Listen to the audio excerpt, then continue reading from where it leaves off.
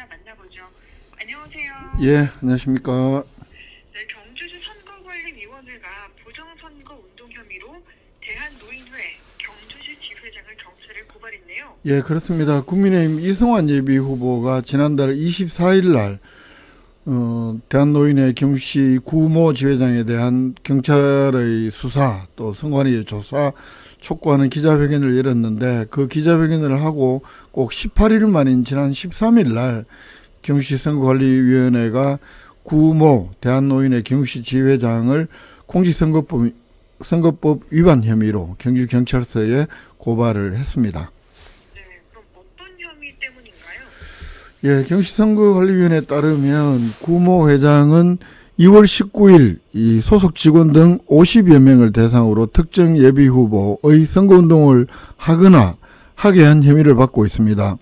네. 공직선거법 제85조 그리고 제255조에는 누구든지 교육적, 종교적 또는 직업적인 기관, 단체 등의 조직 내에서의 직무상 행위를 이용해서 그 구성원에 대해 선거운동을 하거나 하게 하거나 또 그 계열하나 하도급 등 거래상 특수한 지위를 이용해서 기업 조직, 기업체 또는 그 구성원에 대해 선거운동을 하거나 하게 했을 경우 3년 이하의 징역 또는 600만 원 이하의 벌금에 처한다고 매우 엄하게 그 어떤 위계에 의한 선거운동을 금지를 하고 있는데요. 네. 경시 선관위 관계자는 이 조직 내에서의 직무상 행위를 빙자해서 그 구성원을 대상으로 선거운동을 하고 또 그들에게 선거운동을 하게 하는 행위는 이 우월적인 조직 내 지위를 이용한 행위로서 반드시 건절돼야 할 선거범죄다, 이렇게 지적을 하면서 앞으로도 유사한 행위에 대해서는 엄정하게 단속하겠다, 이렇게 밝혔습니다. 네. 그런데 이 사건이 국민의힘 공천 경선을 앞두고 이승원 예비후보 측이 의혹을 제기하면서 시작이 됐다고요? 예, 그렇습니다. 국민의힘 경선이 그 공천자 결정을 위한 경선이 이성환, 김석기 또 김석기, 이성환 이 두 명을 두고 지난달 26일, 27일 이틀 동안 이렇게 실시가 됐는데, 한 3일을 앞두고, 이틀을 앞두고 국민의힘 이성환 예비후보 측에서 조금 전에 말씀드린 이런 내용, 특히 그 구모 지회장이 대한노인회 경주시 지회 직원 그리고 행복 선생님 50여 명 대상으로 김석기 국회의원을 지지하도록 강요하면서 이 각 경로당에 방문해서, 경주의 경로당이 600개가 넘는데요. 이 경로당에 방문해서 어르신들에게 김석기 의원 지지를 유도하도록 지시한 것으로 판단이 된다라면서 선관위와 또 경찰의 조사 및 수사를 촉구했던 건데, 아까 시작하면서 말씀드렸다시피 이런 의혹 제기를 한 지 18일 만에 그 사이 경주시 선관위가 나름 자체 조사를 거쳐서 경찰에 고발한 것으로 이렇게 보입니다. 네, 지금 이런 의혹을 받고 있는 회장 측에서는 이런 혐의를 부인했다고요? 그렇습니다.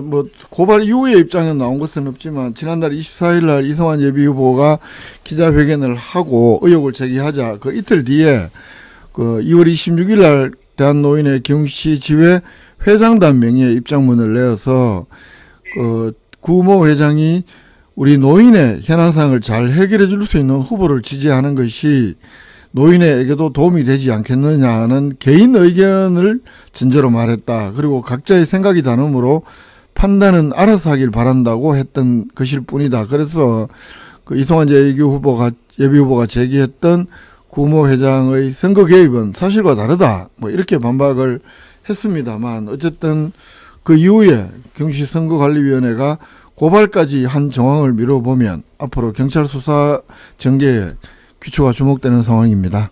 네, 이 부정선거운동 혐의 관련 소식 살펴봤고요.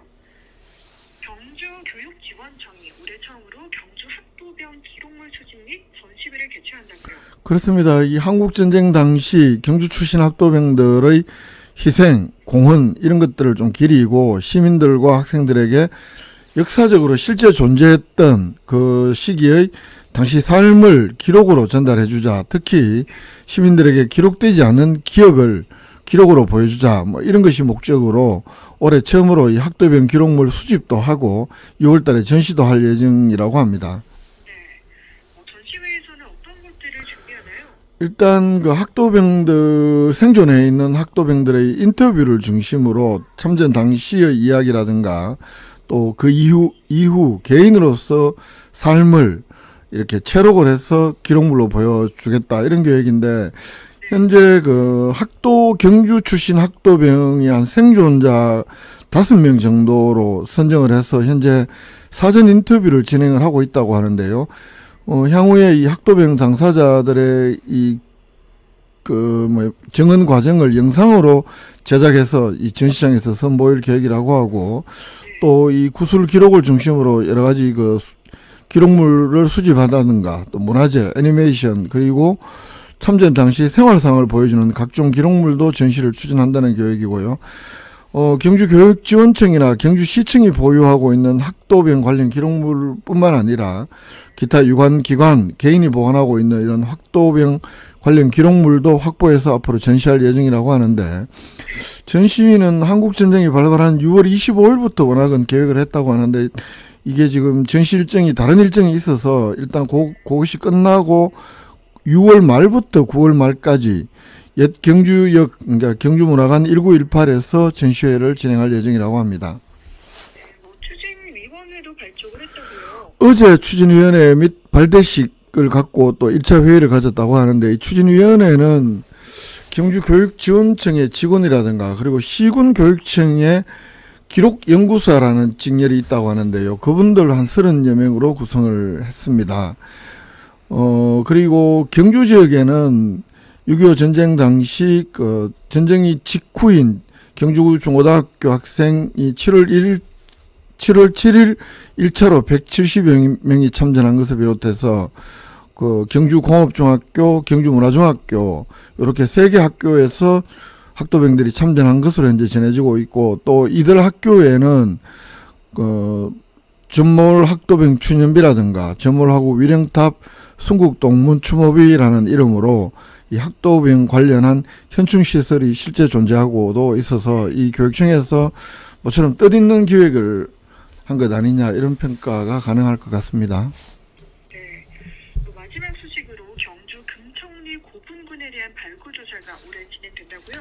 그렇습니다. 이 금천리 고분은 신라시조 박역거세와 관련한 전설이 내려오는 곳이기도 합니다. 이 박역거세가 하늘에서 받은 금으로 만든 자, 그게 금척이잖아요. 그죠? 이 금자를 숨기기 위해서 한 40개 정도의 가짜 무덤을 만들었다는 전설이 내려오는 곳이기도 합니다. 지금도 어딘가 이 무덤들 속에 이 금자가 묻혀 있을 것이라고 이렇게 전해오기도 하는데, 이 금천리 고분군에 대해서 올해 5월부터 일부 발굴 조사를 벌인다고 합니다. 올해 발굴 조사에서는 전체적으로 봉분을 분포 상황을 조사한 뒤에 무덤 한 기를 일단 집중 발굴 조사할 예정이라고 합니다. 이 금천리 고분군에 대해서 일부 백과사전에는 한 50기가량의 대형 고분이 있다라고 이렇게 기록을 하고 있지만, 문화재청 공식 기록으로는 신라의 무덤이고 크고 작은 30여 개의 무덤이 모여 있다고 적고 있는데, 이번에 분포 상황을 조사를 하면 좀 더 정확한 숫자가 나올 것 같습니다. 네. 그런데 보니까 1950년대에 발굴 조사가 진행된 적이 있었네요. 그렇습니다. 1952년에 이 파괴된 무덤 2기를 조사를 했고, 그랬더니 그 무덤 축조 형태가 신라 특유의 적성목곽분, 그러니까 돌무지 덧널 무덤인 것으로 파악을 했고, 당시 발굴 조사에서 금귀고리와 굽은 옥 이런 것들 출토가 됐고요. 이런 금천리 고분군들은 경주 시내 평지에 있는 무덤들보다는 규모가 적어서 등급이 상대적으로 낮았던 신라 귀족들의 무덤 집단이 아니냐 이렇게 추정을 하고 있습니다. 그리고 일부 보도에 따르면 1981년 상수도 공사 중에 발견된 무덤 일부를 국립경주박물관이 조사한 적이 있다고도 합니다. 네. 발굴 조사에 앞서서 학술대회도 열리네요. 내일 경주의 한 호텔에서 이 금척 고분군을 주제로 학술대회가 열립니다. 학술대회에는 금천리 고분군의 성격 규명이라든가 발굴조사의 방향 이런 것들을 주제로 해서 기조강연 1개, 6개의 주제 발표, 그리고 주제 발표 이후에 종합토론 진행이 된다고 하는데, 내일 학술대회 현장에서 등록만 하면 누구나 참관을 할 수 있고, 향후에 이 학술대회는 국립경주문화재연구소 유튜브 채널을 통해서 녹화로 공개할 예정이라고 합니다. 네. 오늘 경제 소식 김종득 기자와 함께했습니다. 말씀 고맙습니다. 예, 고맙습니다.